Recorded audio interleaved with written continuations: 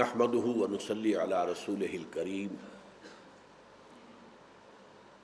اما بعد فاعوذ بالله من الشيطان الرجيم بسم الله الرحمن الرحيم قد افلح المؤمنون الذين هم في صلاتهم خاشعون الى قوله تعالى والذين هم على صلواتهم يحافظون وقال عز وجل كما ورد في سورة المعارج ان الانسان خلق هلوعا اذا مسه الشر جزوعا واذا مسه الخير منوعا الا المصلين الذين هم على صلاتهم دائمون الى قوله تعالى والذين هم على صلاتهم يحافظون صدق اللہ العظیم۔ ہم دیکھ چکے ہیں گزشتہ نشست میں کہ تعمیر سیرت کے لیے جو اساسات قرآن مجید نے معین کی ہیں، یعنی بنیادیں جن پر کہ عمارت اٹھے گی، ان میں اول و آخر دونوں مقامات پر نماز کا ذکر ہے۔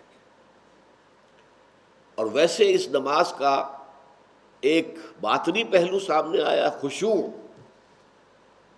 اور 3 جگہوں پر اس کا دوام، الذین هم علی صلاتهم دائمون والذین هم علی صلواتهم یحافظون والذین هم علی صلاتهم یحافظون۔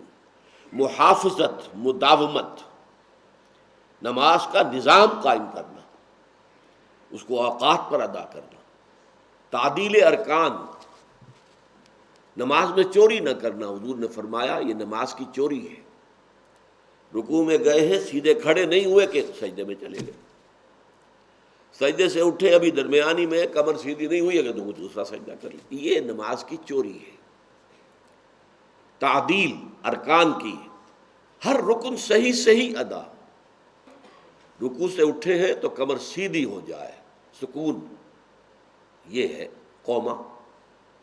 پھر سجدے سے اٹھے ہیں، درمیان میں جو جلسہ ہے وہ بھی پورا یقین اطمینان کے ساتھ بیٹھے۔ اس میں بعض دعائیں بھی منقول ہیں، اور اس میں وہ دعائیں کی جائیں تو واقعتاً تب نماز ہوتی ہے۔ تو تعدیل ارکان کے ساتھ، پابندی اوقات کے ساتھ، مردوں کے لیے یہ کہ وہ جماعت کے ساتھ پڑھیں۔ لا صلاۃ لجار المسجد الا فی المسجد، مسجدوں کے پڑوس میں رہنے والوں کی نماز ہوتی ہی نہیں جب تک کہ وہ مسجد میں ادا نہ کریں۔ فرض کیجئے مسجد 1 میل دور ہے اور آپ کے پاس کار بھی نہیں ہے، تو آپ کے پاس عذر ہے، آپ گھر میں نماز ادا کر لیں۔ اگرچہ عزیمت یہ ہوگی کہ پھر بھی جائیں مسجد میں، حاضری دیں، باجماعت نماز ادا کریں۔ لیکن یہ کہ جو جاری مسجد ہے، مسجد کا پڑوسی، مسجد کے قریب، آسانی سے انسان چل کر وہاں جا سکتا ہے، اس کی نماز گھر میں ہوگی ہی نہیں۔ لا صلاۃ ہے ہی نہیں نماز اس کی۔ لا صلاۃ لجار المسجد الا فی المسجد، مسجد کا پڑوسی جو ہے اس کی نماز ہوتی ہی نہیں جب تک کہ وہ مسجد میں نہ ہو۔ یہ حدیث نبوی ہے صلی اللہ علیہ وسلم۔ بہرحال اس وقت میں چاہتا ہوں کہ نماز کی کچھ حقیقت پر ہم غور کریں۔ یہ صلاۃ کا لفظ جو ہے، 2 رائے ہیں اس کے بارے میں، یا تو یہ ناقص واوی ہے یا ناقص یائی ہے۔ ناقص کہتے ہیں اس مادے کو جس کے آخر میں حروف علت میں سے کوئی آ جائے، واو، الف، یا۔ اگر یہ ناقص واوی ہے، صاد، لام، واو، صلوات جب آیا تو معلوم ہوا کہ یہ واو کے ساتھ ہے۔ اس کا مفہوم ہوتا ہے کسی کی طرف متوجہ ہونا۔ اب یہ توجہ جو ہے 2 رخ کی ہوتی ہے، اپنے سے بڑے کی طرف تعظیم کے ساتھ، ادب کے ساتھ، اور اپنے سے چھوٹے کی طرف شفقت کے ساتھ، رحمت کے ساتھ۔ اسی سے لفظ بنا ہے نا، ان اللہ و ملائکتہ یصلون علی النبی، اللہ اور اس کے فرشتے جو ہیں وہ نبی پر صلوات بھیجتے ہیں۔ یہ صاد، لام، واو ہے۔ ظاہر بات ہے کہ اس سے مراد رحمت ہے، شفقت ہے، عنایت ہے۔ اور یہ معاملہ صرف نبی کا نہیں ہے، یہ بھی نوٹ کر لیجئے ہمارے ہاں، کیونکہ بہرحال حضور کی شان میں یہ الفاظ اس طریقے سے آئے ہیں تو وہ تو بہت عام ہے۔ قرآن مجید میں اسی سورہ احزاب میں هو الذی یصلی علیکم وملائکتہ لیخرجکم من الظلمات الی النور، اے اہل ایمان، وہی ہے اللہ جو تم پر صلوات بھیجتا ہے اور اس کے فرشتے بھی، وہی بات، ان اللہ وملائکتہ یصلون علی النبی یا ایھا الذین آمنوا صلوا علیہ وسلموا تسلیما۔ هو الذی یصلی علیکم وملائکتہ لیخرجکم من الظلمات الی النور، وہی ہے اللہ جو تم پر صلوات بھیجتا ہے اور اس کے فرشتے بھی، تاکہ تمہیں اندھیروں سے نکال کر روشنی میں لے آئے۔ یہ ہے صاد لام واو، یہ لفظ بندے کے لیے آئے گا تو اللہ کے جناب میں حاضر ہونا، دعا کرنا، اس کا احترام، اس کا ادب، اس کی ثنا، الحمدللہ رب العالمین الرحمن الرحیم مالک یوم الدین ایاک نعبد و ایاک نستعین۔ یہی وجہ ہے کہ اسی کو صلاۃ کہا گیا ہے حدیث میں۔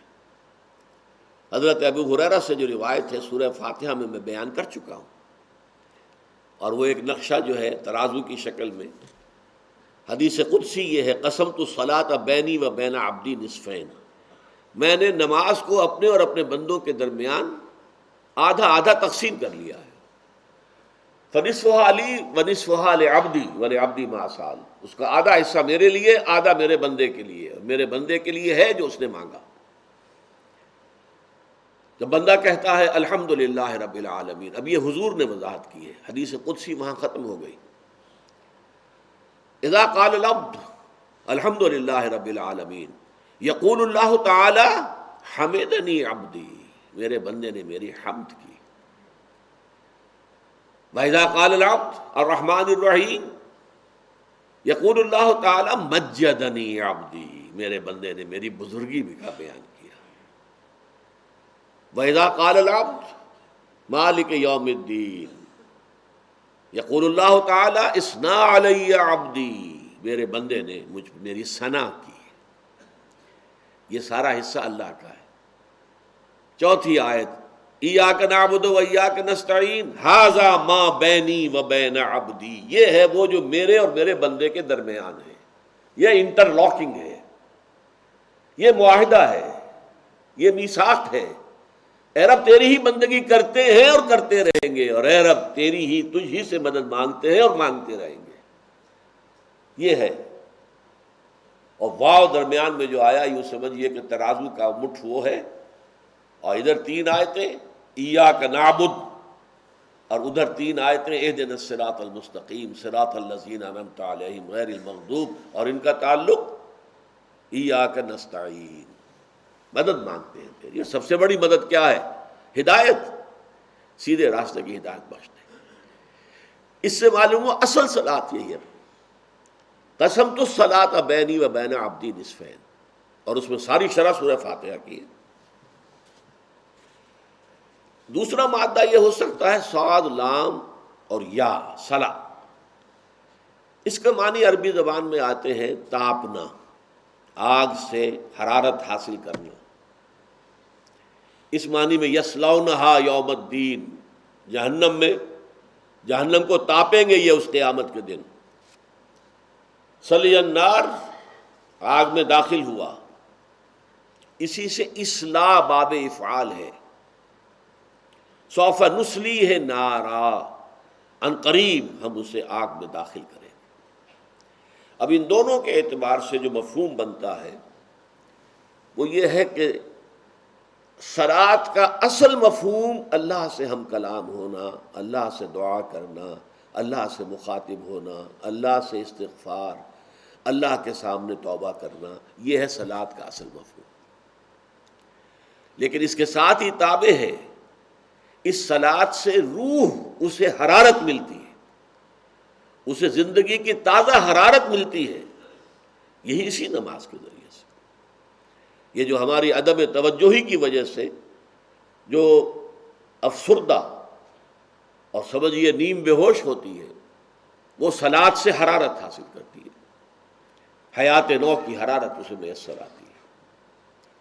تو صلاۃ، دعا، اب اس دعا کے لیے علامہ اقبال کا جو ایک چیپٹر ہے reconstruction of religious thought in Islam میں، meaning of prayer in Islam, وہ کیا ہے؟ انہوں نے کہا ہے ایک ہے انائے کبیر۔ اس انائے کبیر کا جو نقشہ سورہ طٰہٰ میں آیا ہے ویسا مجھے قرآن مجید میں کسی اور جگہ نظر نہیں آیا۔ اننی انا اللہ لا الہ الا انا فاعبدنی واقم الصلاۃ لذکری۔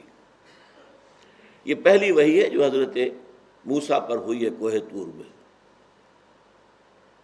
بلکہ کلام ہے من ورائے حجاب، پردے کے اوٹ سے۔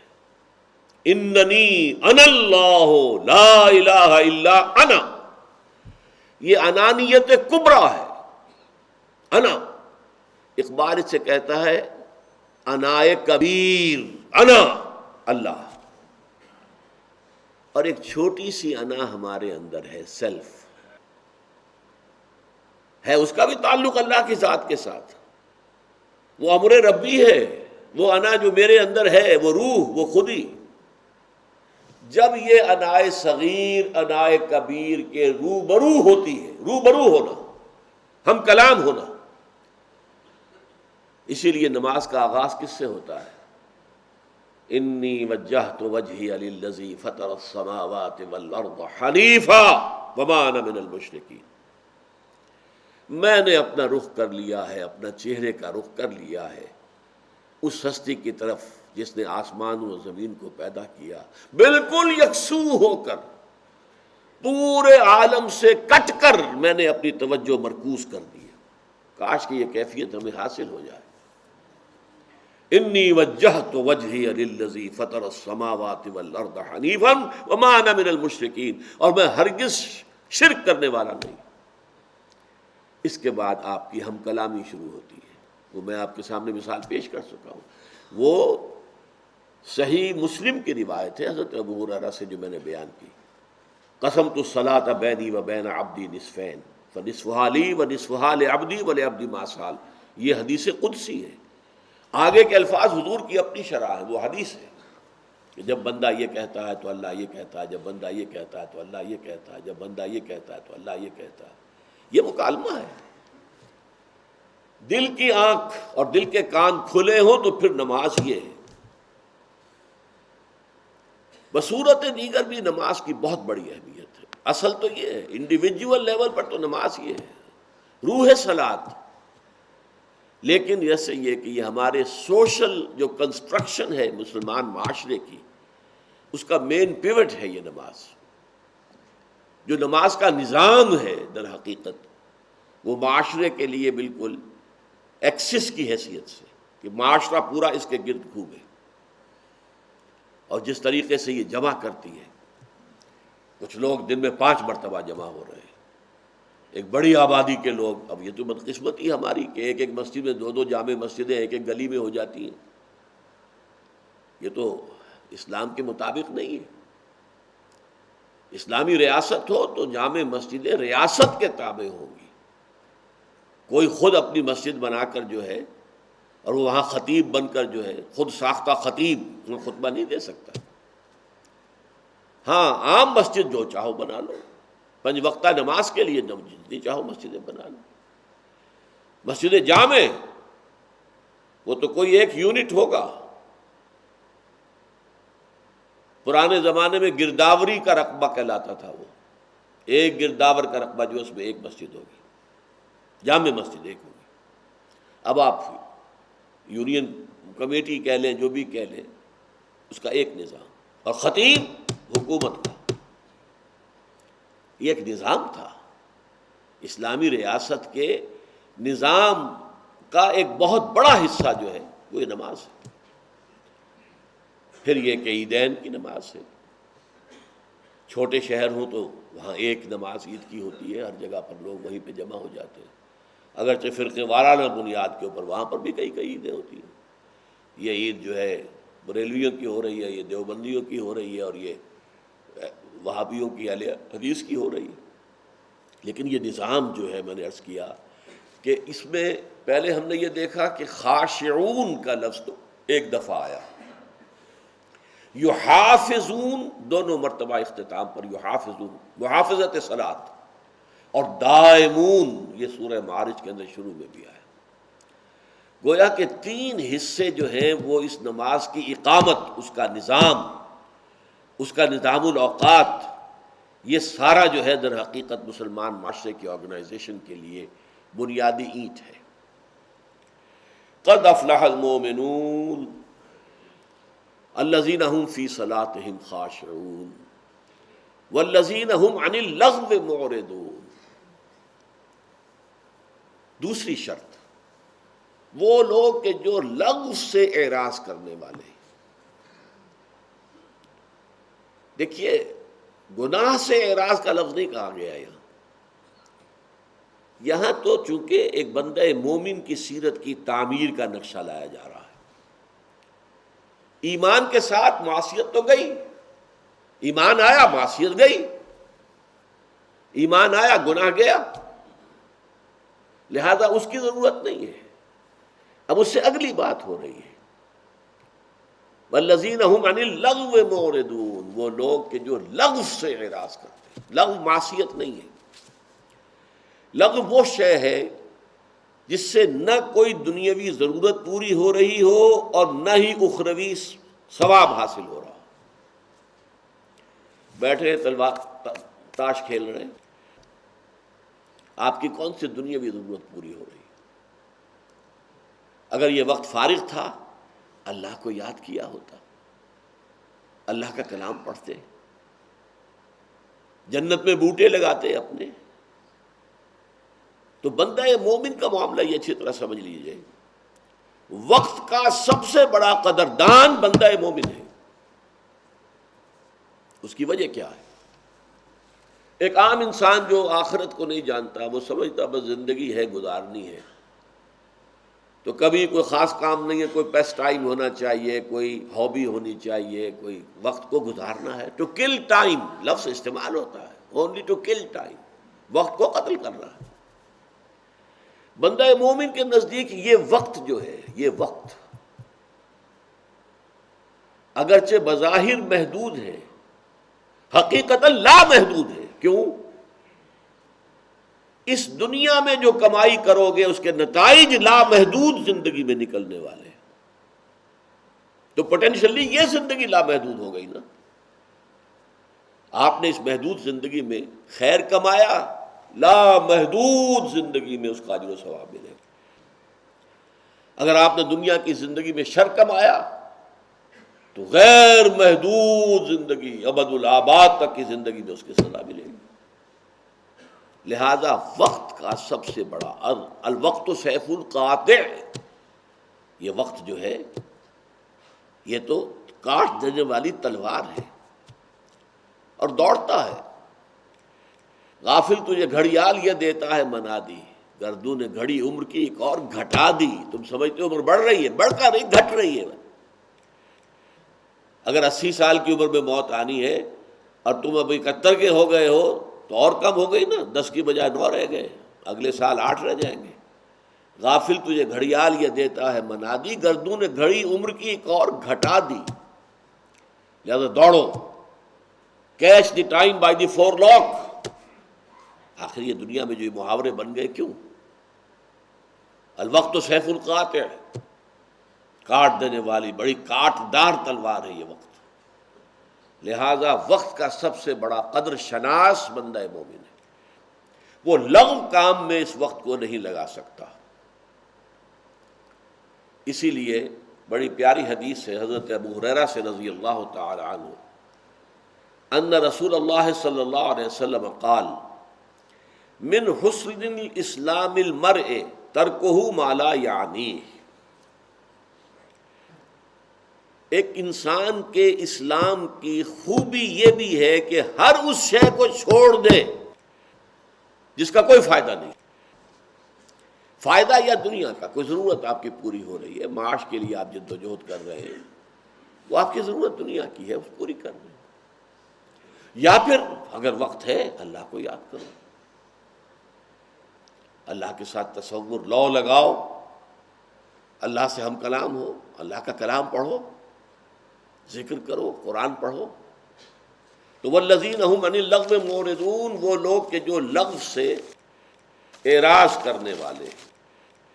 اب یہاں نوٹ کیجئے کہ اس کے مقابل سورہ معارج میں کیا آیا، والذین یصدقون بیوم الدین، چونکہ اس وقت کا تعلق قیامت کے ساتھ میں نے آپ کو بتایا ہے، اخروی زندگی جو ہمیشہ کی زندگی ہے، اور یہ زندگی اسی کی تمہید ہے، الدنیا مزرعۃ الآخرہ، والذین یصدقون بیوم الدین والذین هم من عذاب ربهم مشفقون ان عذاب ربهم غیر مامون۔ اور وہ لوگ کہ جو قیامت کے دن، جزا و سزا کے دن کی تصدیق کرتے ہیں، اور وہ لوگ کہ جو اپنے رب کے عذاب سے خوف زدہ رہتے ہیں، لرزاں و ترساں رہتے ہیں، ڈرتے رہتے ہیں، ان عذاب ربهم غیر مامون، اور اس میں کوئی شک نہیں ہے کہ ان کے رب کا عذاب ایسی شے نہیں ہے جس سے انسان امن میں ہو سکے، نچند ہو جائے، بے فکرہ ہو جائے، غیر مامون۔ اس کا تعلق ہے اس سے کہ والذین هم عن اللغو معرضون۔ اگر یہ آخرت کا یقین ہے، اگر آخرت کے عذاب کی فکر ہے، تو لازماً اس دنیا کا ایک ایک وقت، ایک ایک منٹ، ایک ایک لمحہ جو تمہارے پاس ہے، ٹھیک ہے تمہارے جسم کو استراحت کی بھی ضرورت ہے، تو نیند بھی ہے، وَإِنَّ لِنَفْسِكَ عَلَيْكَ حَقٌّ، تمہارے نفس کا بھی تم پر ایک حق ہے، وہ حقوق ادا کرنے میں جو وقت صرف ہو رہا ہے وہ ٹھیک ہے، لیکن یہ کہ یہ جس کو ہم کہتے ہیں خام خواہ کے پیس ٹائم، وقت گزارنا، کلنگ دی ٹائم، یہ چیز جو ہے یہ اسلام اور ایمان کے ساتھ اور بندہ مومن کی شخصیت کی تعمیر کے پروگرام کے ساتھ کوئی مناسبت نہیں ہے۔ والذین هم للزکاۃ فاعلون، اور وہ لوگ کہ جو زکوٰۃ پر مسلسل عمل پیرا رہتے ہیں۔ یہاں یہ نوٹ کیجئے، قرآن مجید میں اکثر جگہ ایتاء زکوٰۃ آتا ہے، یؤتون الزکاۃ، یقیمون الصلاۃ و یؤتون الزکاۃ، اقیموا الصلاۃ و آتوا الزکاۃ، ایتاء۔ یہ واحد مقام ہے جہاں پر فاعلون کہا گیا، للزکاۃ فاعلون، اور وہ لوگ کہ جو زکوٰۃ پر ہر دم کاربند رہتے ہیں۔ یہ چونکہ مکی صورت ہے، مکی صورت میں زکوٰۃ کا وہ نظام جو مدینے میں جا کر قائم ہوا وہ اٹھا ہی نہیں، ابھی نہ کوئی نصاب کا تعین تھا، نہ مقدار کا تعین تھا، کتنی زکوٰۃ ادا کرنی ہے، کتنا سونا ہو تو زکوٰۃ واجب ہوگی، کتنی چاندی ہو تو زکوٰۃ واجب، کچھ ذکر ہی نہیں۔ لہذا زکوٰۃ ایک معین عبادت کے طور پر مکے میں فرض نہیں ہوئی، بلکہ یہ تو جا کر مدینے میں فرض ہوئی۔ البتہ زکوٰۃ کا مفہوم کیا ہے؟ زکوٰۃ کہتے ہیں پاک کرنے کو، یا کسی شے کے ارتقاء میں جو رکاوٹ ہے اسے دور کرنے کو۔ اس کا ایگزیکٹ سینس سمجھ لیجئے، ایک باغبان ہے، اس نے باغیچہ لگایا ہے، کچھ پھل والے درخت ہیں یا پودے ہیں اور کچھ پھول والے ہیں، یہ تو اس نے خود لگائے ہیں، چاہتا ہے، مطلوب ہے۔ کچھ وہاں پر گھاس اور جھاڑ جھنکاڑ خود اگا جاتا ہے، خود رو، وہ باغبان آتا ہے، کھرپا ہاتھ میں لیتا ہے، اس خودرو گھاس آس پاس کے پودوں کو وہ کاٹتا ہے، پھینک دیتا ہے۔ کیوں؟ جو بھی سورج کی تمازت ہے، جو بھی ہوا میں آکسیجن ہے، وہ ساری میرے ان پودوں کے لیے ہونی چاہیے جنہیں میں چاہتا ہوں کہ پروان چڑھے۔ یہ گھاس اور یہ جو جھاڑ جھکاڑ ہے یہ اس میں سے حصہ وصول کر رہا ہے، گویا کہ اس کی ترقی کے راستے میں رکاوٹ ہے۔ باغبان کا یہ عمل جو ہے یہ در حقیقت تزکیہ ہے، اس کا اس عربوں کے ہاں یہ تزکیہ تھا۔ اب یوں سمجھیے کہ اسلام انسانی شخصیت کو جس رخ پر بڑھانا چاہتا ہے، اس کا سب سے بڑا بریک جو ہے، جو شخصیت کو ادھر نہیں بڑھنے دیتا، وہ حب مال ہے، مال کی محبت۔ وَإِنَّهُ لِحُبِّ الْخَيْرِ لَشَدِيدٌ۔ اس حب مال کو جڑ سے کاٹنے کے لیے اس کو خرچ کرو خرچ کرو خرچ کرو، انفقو انفقو انفقو، جتنی تاکید قرآن میں ہے اتنا ہی تمہارا دل صاف ہوگا، اتنی ہی تمہاری اصل شخصیت، روحانی ترقی تمہاری ہوگی۔ اس لیے یہاں پر زکوٰۃ کا لفظ جو آیا ہے وہ اپنے لغوی مفہوم میں مسلسل خرچ کرنا۔ ویسے یہ کہ جب وہ نظام بن گیا تو اس کے اوپر بھی حضور نے فرمایا صلی اللہ علیہ وسلم، ان فی المال لحقا سوی الزکوٰۃ، لوگوں یہ نہ سمجھ بیٹھنا کہ تم نے اپنے مال میں سے اگر زکوٰۃ دے دی ہے تو بس حق سارا ادا ہو گیا، نہیں، تمہارے مالوں میں حق ہے زکوٰۃ کے علاوہ بھی۔ اور آیت آپ نے پڑھی جو ہمارے منتخب نصاب کا درس نمبر 2 ہے، لیس البر ان تولوا وجوہکم قبل المشرق والمغرب ولکن البر من آمن باللہ والیوم الآخر والملائکۃ والکتاب والنبیین وآتى المال على حبه ذوی القربى والیتامى والمساکین وابن السبیل والسائلین وفی الرقاب وَأَقَامَ الصَّلَاةَ وَآتَى الزَّكَاةَ، زکوٰۃ علیحدہ ہے اور اس سے پہلے ایتاء مال غرباء پر، یتیموں پر، مساکین پر، وہ علیحدہ ہے۔ اس کو دلیل کے طور پر حضور نے کوٹ کیا ہے۔ اس سے تم سمجھ لو کہ ان فی المال لحقا سوی الزکوٰۃ۔ یہاں والذین هم للزکوٰۃ فاعلون، وہ لوگ کہ جو اپنی زکوٰۃ پر یا زکوٰۃ پر مسلسل عمل پیرا رہتے ہیں، مسلسل خرچ کرتے ہیں، مسلسل خیرات، مسلسل صدقات۔ اچھا، اس کا کورسپونڈنگ جو ہے سورہ معارج میں والذین فی اموالہم حق معلوم للسائل والمحروم، اور وہ لوگ کہ جن کے مالوں میں حق ہے، مانگنے والے کا بھی اور محروم کا بھی۔ یہ 2 کیٹیگریز ہو گئی، ایک وہ ہے جیسے کہ سورہ حج میں قانع والمعتر، ایک غریب وہ ہے جو قناعت کے ساتھ گھر میں بیٹھا ہے، وہ باہر نہیں نکلا ہے، ہاتھ نہیں پھیلا رہا ہے۔ ایک وہ ہے کہ جو بے چین ہو گیا ہے، باہر نکل آیا ہے، ہاتھ پھیلا رہا ہے، مانگ رہا ہے، قانع والمعتر۔ اسی طرح للسائل والمحروم، مانگنے والا اس کے لیے بھی حق ہے، والمحروم، اور خود تلاش کرو کون ہے، ہیو ناٹس کون کون ہیں، کہاں ہیں، میرے پڑوس میں ہیں، کہاں ہیں، ان کے لیے اپنا مال دینا۔ اور جس کے ضمن میں سورہ بقرہ میں آیا ہے کہ پوچھا گیا کتنا خرچ کریں، ماذا ينفقون قل العفو، کہہ دیجئے جو بھی تمہاری ضرورت سے زیادہ خرچ کرو۔ اور یہ بات نوٹ کر لیجئے، یہ لیول ہے جس پر حضور نے زندگی گزاری، اور صحابہ سب نہیں، لیکن صحابہ کی ایک جماعت ہے جنہیں فقراء صحابہ کہا جاتا ہے، انہوں نے زندگی گزاری، اپنے پاس کچھ نہیں رکھا۔ لہذا میں کہا کرتا ہوں، آپ بھی حیران ہوں گے، حضور نے کبھی زکوٰۃ ادا نہیں کی، اسلام کا رکن ہے، حضور کی زندگی میں اس کی نوبت نہیں آئی۔ کچھ رکھیں اپنے پاس، کو بچائیں، کچھ جمع ہو تو زکوٰۃ ہو نا، کبھی کچھ نہیں رکھا۔ قل العفو، یہ اس کی انتہا ہے۔ اس حوالے سے تعمیر سیرت کے پروگرام میں اس کا بھی بہت اہم دخل ہے۔ مال کو ریٹین کرنا، مال کو جمع کرنا، الذی جمع مالا وعددہ یحسب ان مالہ اخلدہ کلا لینبذن فی الحطمہ وما ادراک ما الحطمہ نار اللہ الموقدہ التی تطلع علی الافئدہ انہا علیہم مؤصدہ فی عمد ممددہ۔ مال جمع کرنا، سینت سینت کر رکھنا، گنتی کرتے رہنا، آج ہمیں یہاں ہوں، پچھلے سال ہمارا یہ تھا معاملہ، آج ہمارا بیلنس شیٹ جو ہے اتنی آگے جا چکی ہے، یہ سارے حساب کتاب میں پڑے رہنا، یہ پھر اس رخ پر سیرت کی تعمیر نہیں ہونے دے گا جس رخ پر کہ اللہ تعالیٰ چاہتا ہے۔ اب اس کے بعد دیکھیے 4 آیتیں دونوں مقامات پر بعین ہی وہی ہیں۔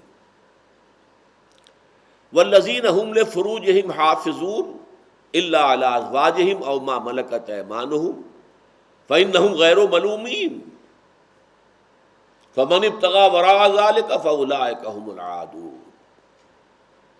اب یہ ہے سیکس ڈسپلن، تعمیر سیرت کے لیے یہ سیکس ڈسپلن بھی انتہائی ضروری ہے۔ یہ تینوں آیات جو کہ دونوں مقامات پر آئی ہیں، ایک شوشے کا فرق نہیں ہے۔ اور وہ لوگ کہ جو اپنی شرمگاہوں کی حفاظت کرتے ہیں، الا علی ازواجہم، سوائے اپنے ازواج کے، اور یہ زوج کا لفظ دو طرفہ استعمال ہوتا ہے، شوہر کے لیے بیوی زوج ہے، بیوی کے لیے شوہر زوج ہے، سوائے زوجین کے، کہ یہ شرمگاہیں جو ہیں ان کا کھلنا یا ان کا استعمال ہونا، الا علی ازواجہم او ما ملکت ایمانہم، مردوں کے لیے ایک اور اضافی ہے جو ان کی ملک یمین ہو، لونڈی۔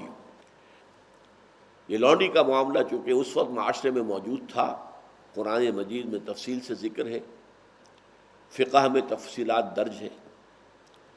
آج کل کہیں یہ نہیں، اس کا کوئی وجود نہیں ہے، اور صحیح معنی میں، ویسے ابھی میں ایک آرٹیکل پڑھ رہا تھا نیوز ویک میں، موریتانیہ میں یہ غلامی کا نظام ابھی موجود ہے، لیکن وہاں بھی تحریک چل رہی ہے، رفتہ رفتہ ختم کر رہے ہیں، بلکہ سرکاری سطح پر تو وہ ختم کر چکے ہیں، اگرچہ بالفعل معاشرے کے اندر موجود ہے، لیکن فی الواقع اس وقت دنیا میں کہیں یہ نظام نہیں ہے۔ البتہ ہو سکتا ہے کہ پھر کبھی اس کو انووک کرنے کی ضرورت پیش آئے۔ وہ کیا ہے؟ اسلامی جہاد ہو، اسلامی قتال ہو، اسلامی جنگ ہو، اس میں پرزنرز آف وار کے بارے میں یہ سورہ محمد صلی اللہ علیہ وسلم کی آیت نمبر 4 میں اس کا ذکر ہے۔ کیا کیا جائے؟ فرض کیجئے کہ تبادلہ بھی مناسب نہیں ہے، ابھی جنگ جاری ہے، ابھی معاملہ ختم نہیں ہوا ہے۔ وار ایک لمبی شے ہوتی ہے، اور بیٹلز ایک اس کے مارکے ہوتے ہیں۔ بیٹل میں آپ کے ہاتھ میں کچھ آ گئے ہیں، وار تو جاری ہے مسلسل۔ اگر انہیں چھوڑ دیتے ہیں تو کفر کی تقویت کا سامان، وہ پھر جائیں گے، پھر لڑیں گے۔ اسی لیے غزوہ بدر کے بعد حضرت عمر کی رائے یہ تھی کہ جتنے قیدی ہیں ان کو قتل کیا جائے، تاکہ کفر کی کمر ٹوٹ جائے، ورنہ یہ دوبارہ جائیں گے، دوبارہ حملہ آور ہوں گے۔ حضور کی طبیعت پر چونکہ رحمت اور شفقت اور مودت کا غلبہ تھا، اور وہی عکس جو ہے حضرت ابو بکر صدیق میں تھا، ان دونوں کی رائے ہوئی کہ نہیں، ان کو چھوڑ دیا جائے، فدیہ لے لیا جائے۔ لیکن آپ کو معلوم ہے سورہ انفال میں اس پر گرفت آ گئی۔ حضرت عمر کی رائے کو اللہ تعالیٰ نے صحیح قرار دیا کہ جب تک کفر کی کمر نہ ٹوٹ جائے، اسخنتموہم، جب تک کہ تم ان کو کچل کر رکھ دو، میں جان نہ رہے، اس کے بعد جو چاہو کرو، فدیہ لے کر چھوڑ دو، یا ویسے ہی اما منن بعد و اما فدان، فدیہ لے کر یا احسان رکھ کر چھوڑ دو، اس لیے کہ اب کفر میں وہ ہمت ہی نہیں ہے کہ وہ کھڑا ہو سکے۔ جب تک وہ مقابلہ ابھی جاری ہے، اس وقت تک اب ان کا کیا کیا جائے؟ ایک تو یہ کہ کنسنٹریشن کیمپس کے اندر رکھ دیا جائے۔ اسلام نے بہتر یہ حساب دیا ہے، انہیں اسلامی معاشرے کے اندر پھیلا دیا جائے۔ ایک تو یہ کہ مسلم معاشرے میں یہ قریب سے مشاہدہ کر کے ان کے دل کھلیں گے اسلام کے لیے، دیکھیں گے اسلام کہ کیا ہے۔ ابھی جو ایک واقعہ ہوا ہے، ایک برٹش جرنلسٹ جو عورت تھی، اور وہ قید میں رہی طالبان کے، اور اس کے بعد آپ کو معلوم ہے وہ جا کر انگلستان میں اسلام لے آئی، کہ میرے ساتھ انہوں نے جو سلوک کیا، مجھے بہن سمجھا، سسٹر کہہ کر پکارا، بہن سمجھا مجھے، کسی کے طرف سے کوئی غلط انڈیسنٹ حرکت نہیں ہوئی۔ اتنا سیکس ڈسپلن جو ہے ان طالبان کے اندر تھا۔ تو یہ اگر دیکھیں گے، مشاہدہ کریں گے تو ایمان لے آئیں گے۔ تو بجائے اس کے کہ بوجھ پڑے معاشرے کے اوپر، اب آپ اتنے لوگوں کو کھلا رہے ہیں، کھلانا تو پڑے گا، جیل کے اندر اپنے ڈالا ہے تو کنسنٹریشن کیمپ میں کھلائیں گے، ان کو تقسیم کر دیا جائے، پھر ان کے حسن سلوک کی بات کی جائے، یہ بھی کہا جائے جو کھاؤ وہ انہیں کھلاؤ، جو پہنتے ہو وہ پہناؤ، اور کوئی مشقت طلب کام ہو تو ان کے ساتھ خود بھی مل کر کام کرو۔ یہ ہے در حقیقت وہ نظام، تاکہ ان کو معاشرے میں جذب کر لیا جائے۔ اور اس کی کوئی ایبولیشن نہیں آئی ہے، قرآن مجید میں کوئی آیت نہیں ہے جس میں یہ بات طے ہو جائے جب آئندہ سے سلیوری ایبولشڈ، نو۔ کیوں؟ آخری زمانے میں جو جنگیں ہونی ہیں، حضرت مہدی کی آمد کے بعد، حضرت مسیح کے نزول کے بعد، میں سمجھتا ہوں کہ اس وقت پھر وہ حالات پیدا ہو جائیں گے جہاں کہ ان آیات کا استعمال ضروری ہو جائے گا جو میں نے عرض کیا ہے کہ سورہ محمد کے اندر آیت نمبر 4 کی حیثیت سے۔ بہرحال اس وقت کا موضوع یہ ہے کہ سیکس ڈسپلن کوئی اور شکل جو ہے اپنی سیکشول ارج کو پورا کرنے کے لیے استعمال نہ کی جائے، سوائے وہ جائز راستہ بیویوں کے یا بیویوں کے لیے شوہر، اور مردوں کے لیے صرف عورتوں کے لیے غلاموں سے سیکشول کانٹیکٹ جائز نہیں ہے، لیکن مرد جو ہیں وہ اپنی کنیزوں کے ساتھ یہ تعلق رکھ سکتے ہیں۔ اگر اولاد ہو جائے گی تو وہ برابر ہوگی، آزاد بیوی کی اولاد اور ایک باندی کی اولاد، ان کے سٹیٹس میں کوئی فرق نہیں ہو، اور ایک دفعہ کسی باندی کے ہاں اگر اولاد ہو گئی تو اب آپ اسے فروخت نہیں کر سکتے۔ وہ در حقیقت اب جو ہے مسلم معاشرے کا ایسا جز بن گئی ہے کہ وہ فروخت نہیں ہوگی۔ ام العبد اسے کہتے ہیں، تو اس حوالے سے ان کا ایک درجہ بدل جاتا ہے۔ تو والذین هم لفروجہم حافظون الا علی ازواجہم او ما ملکت ایمانہم فانہم غیر ملومین، اس لیے کہ ان پر کوئی ملامت نہیں ہے۔ یہاں نفی ہو رہی ہے رہبانیت کی۔ رہبانیت جو ہے دنیا میں آپ کو معلوم ہے کہ کرسچینٹی کے اندر بہت بڑا نظام رہا ہے، کرسچین موناسٹسزم اب بھی ہے، اور ان کے سکینڈلز آتے رہتے ہیں، خبروں میں آتے ہیں، ان پر کتابیں لکھی گئی ہیں، ہسٹری آف کرسچین موناسٹسزم کے اوپر کتابیں لکھی گئی کہ کہنے کو راہب ہیں، غیر شادی شدہ ہیں، مرد بھی اور عورتیں بھی، لیکن ان خانقاہوں کے تہخانوں کے اندر حرامی بچوں کے قبرستان بن جاتے تھے، اس لیے کہ فطرت کے خلاف بات۔ لیکن یہ کہ ان کا فلسفہ یہی ہے کہ جو شخص شادی کرتا ہے اور اپنی جنسی خواہش پوری کرتا ہے وہ پھر ایک گھٹیا درجے کا شہری ہے، گھٹیا درجے کا کرسچن ہے۔ اصل کرسچن وہ ہے کہ جو شادی نہیں کرتا، اونچا ان کا درجہ ہے۔ یہی ہندوؤں کے سنیاسی، سنیاسی کون ہوتے ہیں؟ یہی بدھ مت میں ہے، بھکشو، وہ شادی نہیں کریں گے۔ قرآن نے بات کی ہے کہ جو فطرت کی بات ہے کہ یہ فطرت کا تقاضا ہے، جیسا پیٹ کھانے کو مانگتا ہے ایسے ہی تمہاری جنسی تقاضا ہے۔ اللہ نے کھانے کی چیزوں میں بھی حرام مقرر کر دیا، مت کھاؤ یہ، باقی میں سے حلال میں سے کھاؤ۔ قل من حرم زینۃ اللہ التی اخرج لعبادہ والطیبات من الرزق، کس نے حرام کیا؟ اسی طریقے سے یہ طبعی تقاضا انسان کے اندر جو ہے اس کو بھی پورا کرنے کے لیے شادی کا راستہ کھول دیا ہے۔ مردوں کے لیے 4 تک مثنیٰ و ثلاثہ و رباع راستہ کھول دیا، لہذا انہم غیر ملومین، اس میں کوئی ملامت والی بات نہیں۔ فمن ابتغى وراء ذلك فاولئک هم العادون، اور جو بھی کوئی چاہے گا اس کے سوا تو وہی ہے کہ جو حد سے گزرنے والے ہیں۔ ان 2 صورتوں کے علاوہ جو بھی ہے وہ شریعت کی روح سے جائز نہیں ہے، اگرچہ جواز کے درجے جو ہے وہ ذرا مختلف ہو سکتے ہیں، شناعت اور برائی کے درجے۔ اب زنا ہے وہ سب سے بڑا معاملہ ہے، لیکن یہ سوڈمی جو ہے وہ اس سے کم تر شے ہے، اس لیے کہ زنا میں تو نسب کا معاملہ بھی جو ہے وہ مشکوک ہوتا ہے، دوسرا طرف جو ہے یہ عمل قوم لوط جو ہے اس میں وہ معاملہ نہیں ہے۔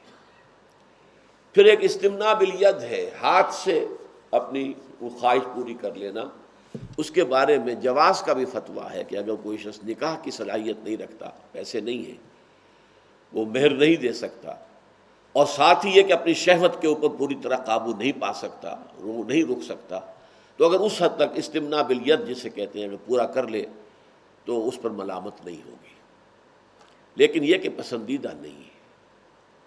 اسی طرح کہا گیا ہے کہ لونڈیوں کے ساتھ نکاح نہ کرو، کوشش کرو، اور زیادہ اگر زور ہے شہوت کا تو روزے رکھا کرو تاکہ وہ شہوت کا زور ٹوٹ جائے، لیکن جو نہ کر سکے وہ لونڈیوں سے نکاح کر لے، اس کی اجازت بھی دے دی گئی۔ تو اس طریقے سے جیسے کہ شریعت میں ہوتا ہے کہ ایک شے فرض ہے، پھر واجب ہے، پھر مسنون ہے، پھر مندوب ہے، مباح ہے، یہ اتنے درجے ہیں۔ اسی طریقے سے حرام ہے، اور پھر مکروہ ہے، تحریمی ہے، پھر مکروہ ہے، تنزیہی ہے، یہ درجے ہیں۔ لیکن بہرحال پسندیدہ نہیں ہے۔ صحیح معاملہ، پسندیدہ معاملہ صرف یہ ہے والذین هم لفروجہم حافظون الا علی ازواجہم او ما ملکت ایمانہم فانہم غیر ملومین فمن ابتغى وراء ذلك فاولئک هم العادون۔ جو اس سے زیادہ کچھ چاہیں گے تو وہ بہرحال حد سے گزرنے والے ہیں، وہ حدود سے باہر تجاوز کر رہے ہیں۔ تجاوز کے اندر کتنا تجاوز ہے، کس حد تک ہے، یہ اس کا معاملہ علیحدہ ہے، تجاوز ہے۔ والذین هم لاماناتہم وعہدہم راعون، اور وہ لوگ جو اپنی امانتوں اور عہد کی پوری پوری پاسداری کرتے ہیں۔ یہ آیت بھی جوں کی تو ہے دونوں مقامات پر، سورہ مومنون میں بھی اور سورہ معارج میں بھی۔ تو یہ چار آیتیں میں نے عرض کیا تھا کہ جوں کی تو ہے، اپنی امانتوں کا لحاظ کرنا، اپنے عہد کو پورا کرنا۔ اور یہ دو چیزیں جو ایڈ کی گئی ہیں، تو ایک حدیث نبوی جو ہے اس کے اندر بڑی خوبصورت سی تذکرہ موجود ہے۔ یہ حضرت انس ابن مالک سے روایت ہے رضی اللہ تعالیٰ عنہ، جو 10 برس حضور کے خادم خاص رہے۔ وہ فرماتے ہیں قلما خطبنا رسول اللہ صلی اللہ علیہ وسلم الا قال، کبھی شاذ ہی ایسا ہوا ہوگا کہ حضور نے ہمیں خطبہ دیا ہو اور یہ الفاظ نہ کہے ہو، لا ایمان لمن لا امانت لہ ولا دین لمن لا عہد لہ، جس شخص میں امانت داری کا وصف نہیں، اس کا کوئی ایمان نہیں۔ وہ سمجھا کرے اپنے آپ کو بڑا مومن اور متقی، امانت دار اگر نہیں ہے، خیانت کرتا۔ اب یہ امانت بہت وسیع کانسیپٹ ہے۔ المستشار و مؤتمن، جس سے مشورہ کیا جاتا ہے، وہ بھی ایک طرح سے امانت رکھوائی جاتی ہے۔ صحیح مشورہ اپنی ثواب دید کے مطابق دینا لازم ہے۔ انما المجالس بالامانات، مجلسیں ہیں تو اس کے اندر امانت ہے۔ آپ نے ایک مجلس میں ایک بات سنی تھی، جا کر اسی طریقے سے دوسری جگہ بیان کر دی، یہ ٹھیک نہیں ہے۔ سوچ سمجھ کر انسان کو بات کرنی چاہیے۔ پھر یہ عہدے ہیں، سرکاری عہدے ہیں، اختیارات ہیں، یہ سب امانتیں ہیں۔ اب یہ ووٹ ہے، بہت بڑی امانت ہے آج کے دور میں۔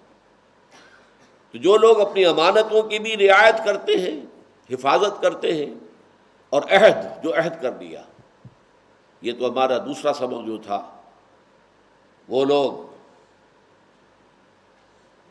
جو کہ اپنے عہد کو پورا کرتے ہیں، جبکہ والموفون بعہدہم اذا عاہدوا، جب معاہدہ ہو جائے تو پورا کرنے والے۔ اب اس کا اختتام جو ہو رہا ہے سورہ مومنون میں، اولئک ھم الوارثون، یہ لوگ ہوں گے وارث کس چیز کے؟ الذین یرثون الفردوس، جو جنت الفردوس کے وارث ہوں گے، ہم فیہا خالدون، اور اس میں ہمیشہ ہمیش رہیں گے۔ اور سورہ معارج صرف ایک جملے میں، اولئک فی جنات مکرمون، یہ وہ لوگ ہوں گے کہ جو جنتوں کے اندر جن کو اعزاز جن کا کیا جائے گا۔